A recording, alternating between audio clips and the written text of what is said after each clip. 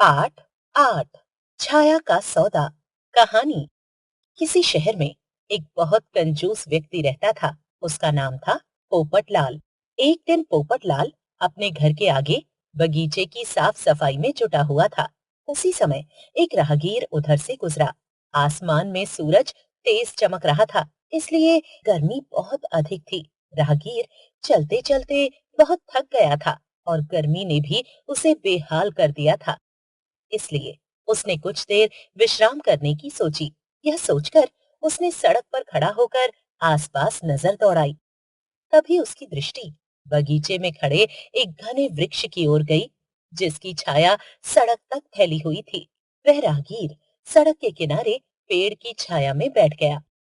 अभी उसे वहां बैठे हुए कुछ ही देर हुई थी कि पोपटलाल की दृष्टि उस पर पड़ गई। पोपटलाल उसे देखते ही आग बबूला हो गया और उसकी ओर चिल्लाते हुए बोला, अरे तेरी यह मजाल कि मेरे पेड़ की छाया में बैठे। तुरंत उठ जा, कहीं और जाकर बैठ। उसकी आवाज सुनकर राहगीर ने पलटकर देखा और बोला, जनाब, यह एक सार्वजनिक स्थान है, सरकारी सड़क है। भला यहाँ बैठने में किसका क्या जाता है? यहाँ तो कोई भी बैठ सकता है। चाहे तो मेरी बगल में आप भी बैठ जाइए। यह सुनकर पोपटलाल का क्रोध और अधिक भड़क उठा। वह बोला, मुझे मत समझाओ, यह मेरा घर है और यह पेड़ भी मेरा है। इसलिए इस पेड़ की छाया भी मेरी हुई, जिसमें तुम बैठे हुए हो।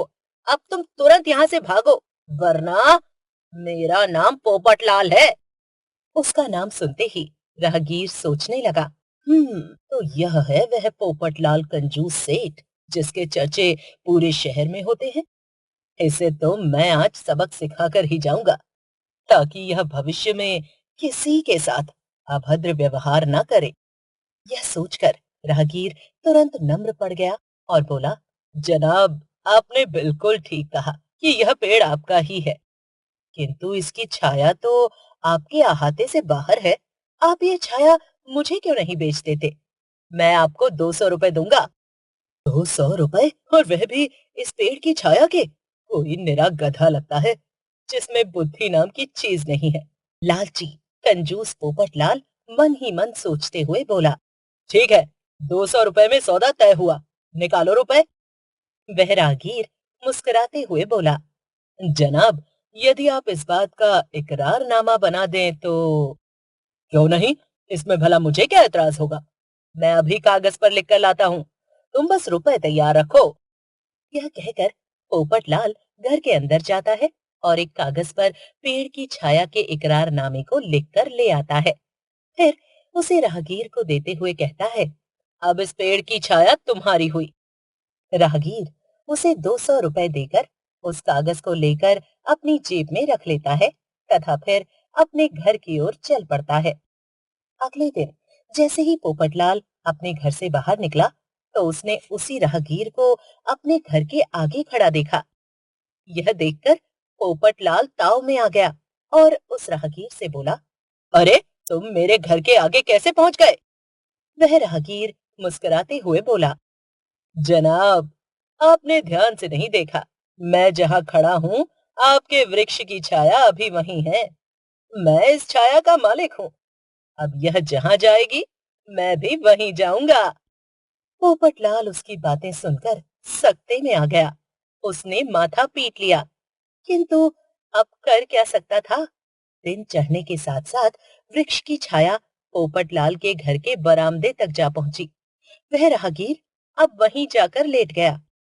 पोपटलाल समझ गया कि उसने बैठे बिठाए मुसीबत मोल ले ली है। अब रोज यही सिलसिला रहता। वह राहगीर सुबह सुबह भोजन पानी लेकर वहां आ धमकता और शाम ढले लौटता। एक दिन पोपटलाल की बेटी की मंगनी तय हो गई। निश्चित समय पर लड़के वाले तथा मेहमान घर आ पहुंचे। दावत का इंतजाम बगीचे में ही था। अचानक वह राहगीर भी वहां आ धमका। पोपटलाल का दामाद उसी पेड़ की छाया में आराम से कुर्सी पर बैठा था। वह राहगीर उसके पास आकर बोला, ए महाशय, चुपचाप खड़े हो जाओ और फूटो यहाँ से। यह सुनकर दामाद ताव में आ गया। वह गुस्से में बोला, कौन हो तुम? यह कहने की तुम्हारी हिम्मत कैसे हुई?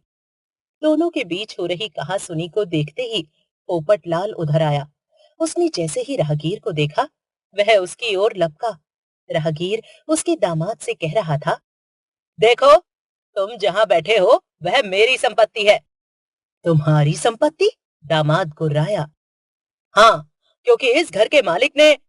उसके कुछ कहने से पहले ही पोपटलाल उसका मुंह बंद करके खींचकर दूर ले गया। फिर उस राहगीर को समझाते हुए बोला, देखो भाई, मैं अपनी गलती मानता हूँ। तुम मुझे मेरे पेड़ की छाया वापस दे दो और अपने पैसे ले लो। किंतु राहगीर अड़ गया। बोला, अरे सेठ, साफ साफ सुन लो, मुझे अपनी छाया नहीं बेचनी है। मैं तो उसका आनंद उठाना चाहता हूँ। पोपटलाल ने उसे समझाया, उसे इंसानियत का वास्ता दिया, उससे माफी मांगी तो राहगीर कुछ नरम पड़ गया। बोला, ठीक है, यदि तुम इस पेड़ की छाया को वापस लेना ही चाहते हो तो तुरंत 2,000 रुपए निकालो।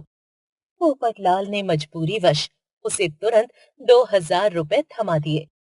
राहगीर भी सौदे का कागज उसे देकर तथा पूरे 2,000 रुपए अपनी जेब में डालकर मुस्कुराता हुआ वहां से चलता बना। पोपटलाल अपना माथा पीटता रह गया। उसे अपनी कंजूसी और लालच का सही सबक मिल गया था। शब्द और उनके अर्थ। कंजूस, कृपण, माइजर।